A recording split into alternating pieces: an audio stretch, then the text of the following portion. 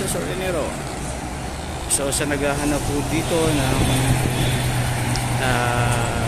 commercial lot dito po sa may Santo Tomas area,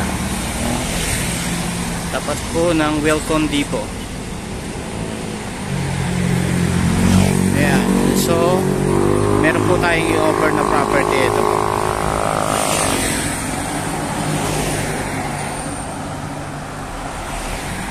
So ayan po. Yan po ay higit na 1,000 square meter na area.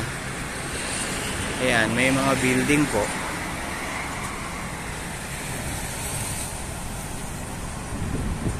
So kung naghahanap pa po ng mas malaki lote, yung katabi po binibenta ko halos sa bayan po kasi wala pong right of way yun. Ayan ho, dito po. So sa naghahanap po, kasi po yun po ay 3 hectare, ito po ay 1,000 plus. So dito po sa bungad, ang presyo po dito ay nasa 25,000 per square. So ayun po ay nasa 15,000 per square, pero negotiable naman po yan. Ano po?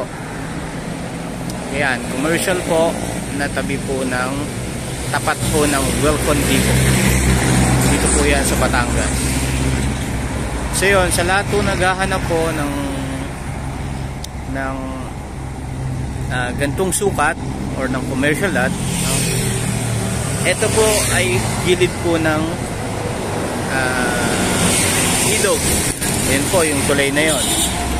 Ano po, dyan po yan sa gilid na yan dadaan. So ito po mismo. Hindi ko lang po alam kung ito pong right of way na to para dito or inaward lang po muna para lang po makadaan yun dito sa likod. Ayan. So sa mga company po na pwede po natin gawan to, so pwede po ito.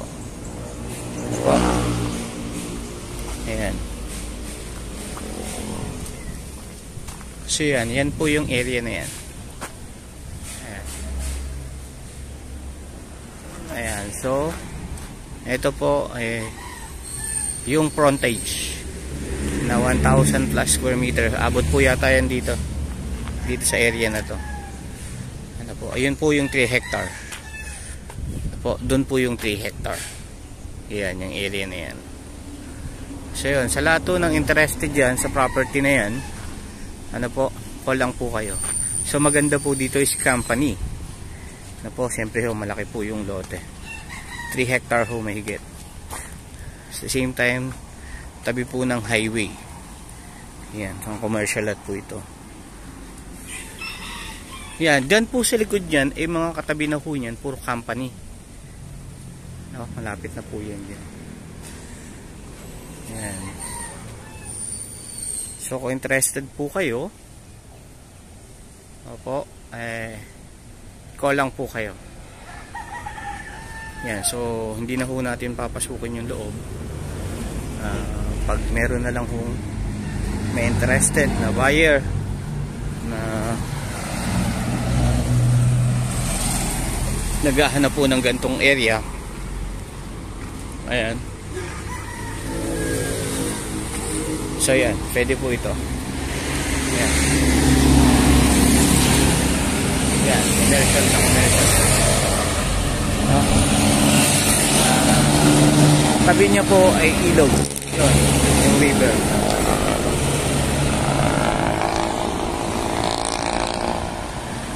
So yan, ito po 1,000 mahigit po na sukat binibenta po ng 25,000 per square. Yung nasa baba po ay 15,000 per square. Pero negotiable naman po. Madali pong kausap ang may-ari. Ano po? Pwede po namang i-negosyo po. Ayan. So yan, sa lahat po ng interested dito sa property na to, ano po? Call na po kayo. So yun, thank you so much po and God bless po. My name is Mr. Tinero. Watch my video and subscribe po, no? Huwag niyo pong kakalimutan mag-subscribe para lagi po kayong update sa ating mga binablog na farm lot. Ito po, or commercial lot. So yun, thank you so much po ulit and God bless po. Thank you.